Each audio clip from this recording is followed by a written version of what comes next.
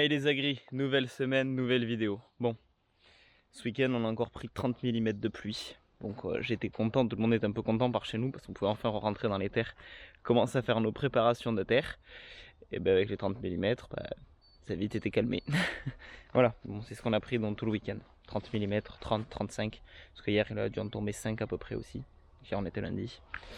Donc voilà, malheureusement, cette semaine il n'y aura pas beaucoup de travaux au travail dans les champs. Même sûrement aucun travaux dans les champs. Du coup, on en profite vu que c'est pluvieux. Comme vous avez vu, j'ai pris la petite 135 avec carburant. Je viens de l'aiguiser, lui faire les niveaux et on va repartir se couper un peu de bois. Voilà, il n'y a pas grand chose à faire.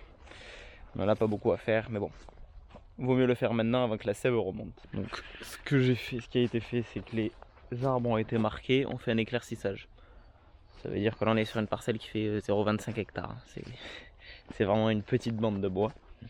Et donc vous voyez, on a marqué tout ce qui était arbre, comme derrière il y a un arbre mort, tout ça. Des arbres biscornus, derrière il y a un arbre qui est droit et petit. Donc on va laisser l'arbre qui est derrière pour que l'arbre de derrière puisse lui continuer à grandir. Vous voyez, celui-là il est tout biscornu, il n'est pas en grande forme. Et celui de derrière il est à peu près assez droit. Donc on laisse celui qui est derrière, celui de devant on le coupe. Il aura plus de place, plus de réserve dans le sol pour se développer. Un arbre complètement mort, donc lui on le retire, etc. Donc voilà. Donc j'ai fait du marquage ce matin avant de venir. Vous voyez, c'est pas des gros arbres, du coup j'ai pris juste la 135. Après on a une 445 je crois, donc un peu plus grosse de chez Xarna. Pour ce qui a coupé là, pas besoin, la petite elle est plus légère, ce sera moins fatigant de faire ça. Avant ça, équipement de protection, donc j'ai mes lunettes, j'ai mon casque de protection qui protège la tête, les oreilles, chaussures adaptées et surtout le petit nouveau, un pantalon anti-coupe. Ça, très important pour se protéger les cuisses parce que ça évite des accidents. Voilà. Bon allez, on va attaquer à faire ça ce matin. Après cet après-midi, j'irai peut-être fagoter aussi un peu de bois. On va voir. Voilà, ça va être une semaine assez chill. Donc on en profite. C'est parti.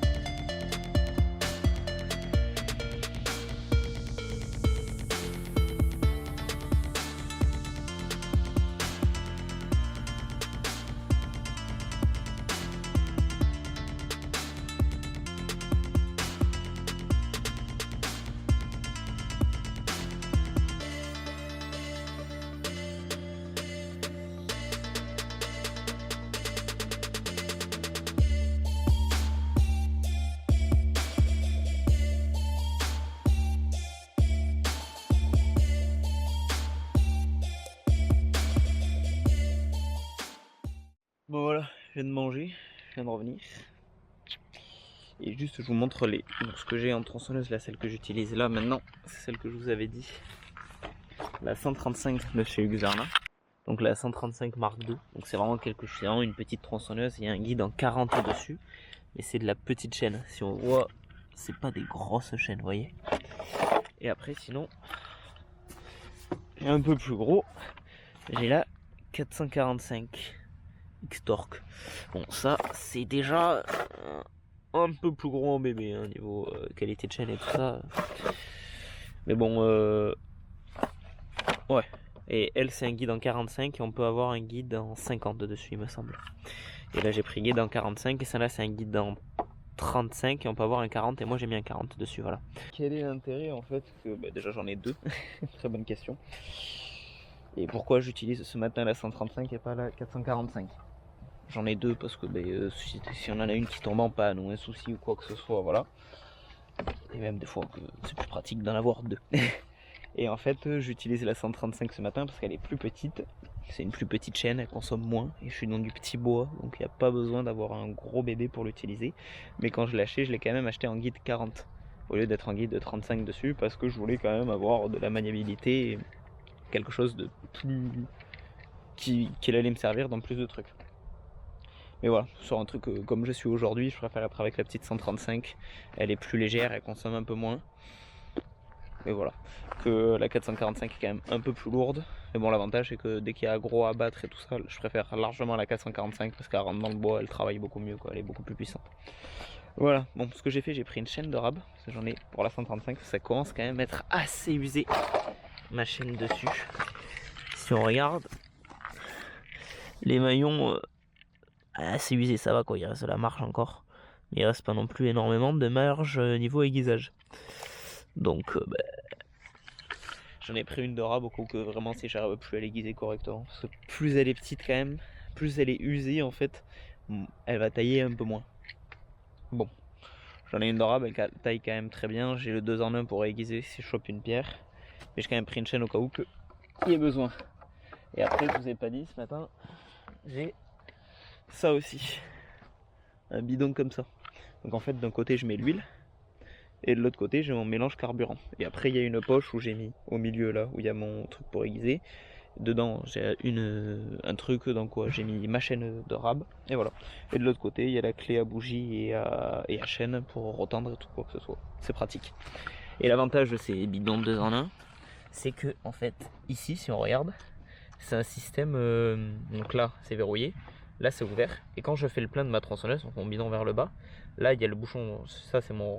On va dire que ma main, c'est mon réservoir. Ça se met comme ça dedans. Et si on regarde, hop, vous voyez, ça s'ouvre là. Et ça fait le plein. Et dès qu'on ressort, ça referme. Ça veut dire que ça permet que quand on fait le plein, on retourne le bidon, on enfonce dans le réservoir. Et dès que mon réservoir est plein, en fait, que l'essence revient au niveau de l'ouverture, bam, ça s'arrête de couler. Du coup, on relève, tac, et on n'en fout pas à côté. Ça, c'est hyper pratique, vraiment. Parce qu'à chaque fois, avant, j'étais galérien avec mon bidon. Je faisais mon mélange, je versais comme ça. Après, il fallait trimballer le bidon d'huile à côté. L'avantage, c'est comme là, j'ai un peu à marcher. J'ai une tronçonneuse dans une main, mes bidons dans l'autre. À la rigueur, il y a juste la gourde d'eau qu'il faut que je me trimballe. Et bon, c'est beaucoup plus facile comme ça. Voilà. Donc, allez, petite explication. Et il y a le soleil qui est là. Je suis trop content. Vraiment, ça fait tellement du bien quand il y a du soleil. Donc, allez, go. On prend tout ça.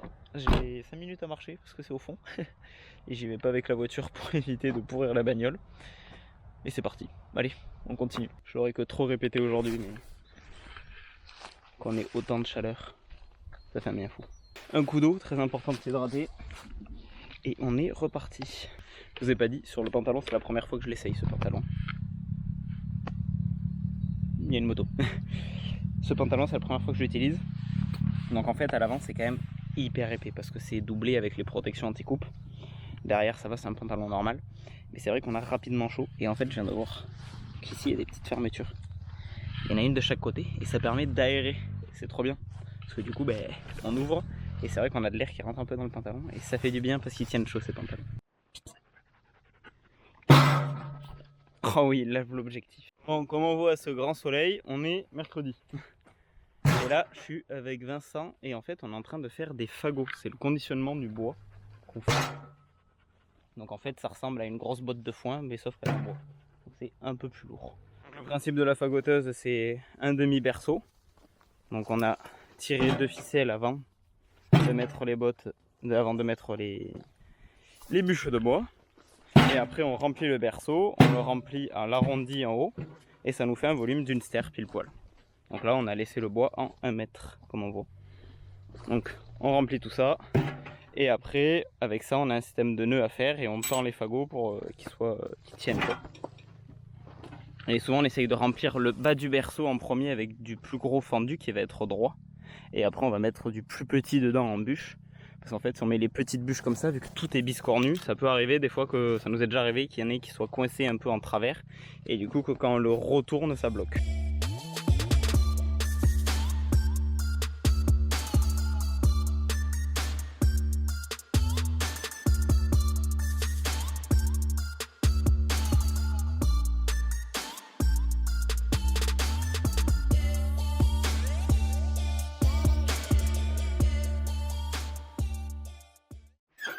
Voilà, du coup, comme vous avez vu, on a rempli le fagot, on a fait passer nos cordes par-dessus, Vincent a fait les nœuds, et maintenant il faut sortir les vérins de pelleteuse pour tendre la corde.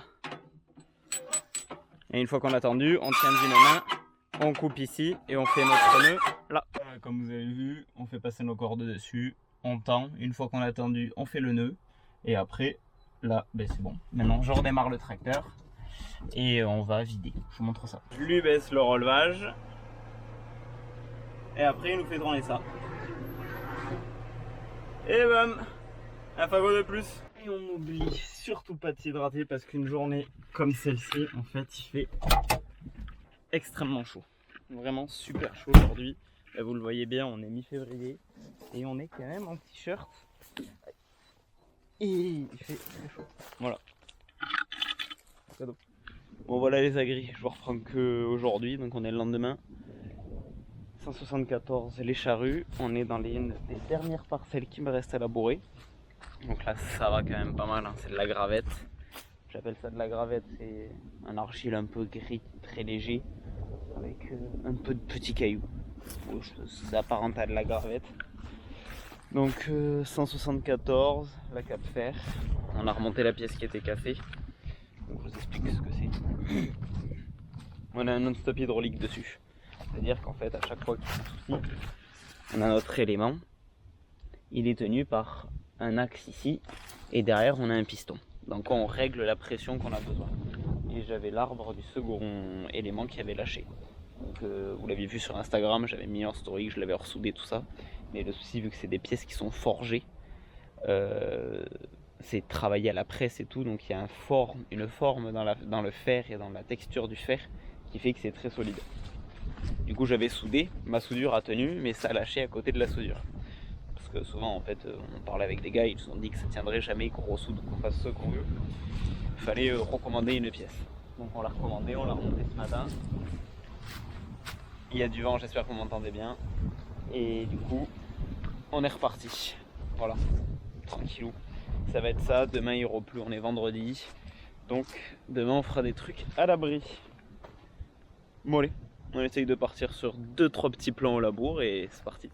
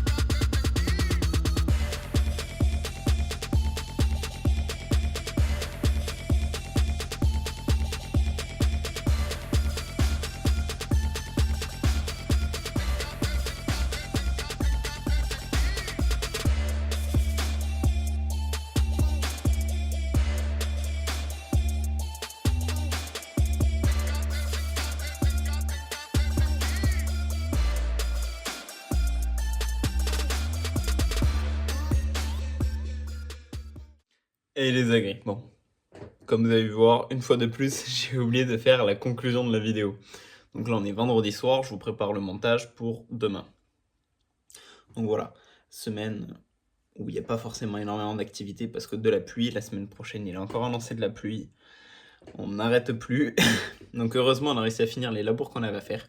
Il nous reste une parcelle d'un demi-hectare qui n'est pas passée et qu'on ne fera pas, du coup, parce qu'on n'aura pas le temps de le faire. Et vous savez, dans nos terres très argileuses, bon, sauf là dans le dernier champ que je vous ai filmé, mais sinon terre très argileuse, donc trop compliqué à arriver à avoir de la terre fine, surtout vu comme la terre est grasse.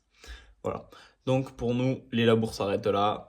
On verra si on peut faire du CLC, si les conditions vraiment le permettent. Sinon, on passera du Vibroflex en surface. Et on préparera nos terres pour le printemps, comme ça, malheureusement. Travail profond pour le reste des surfaces se fera sûrement pas. Voilà.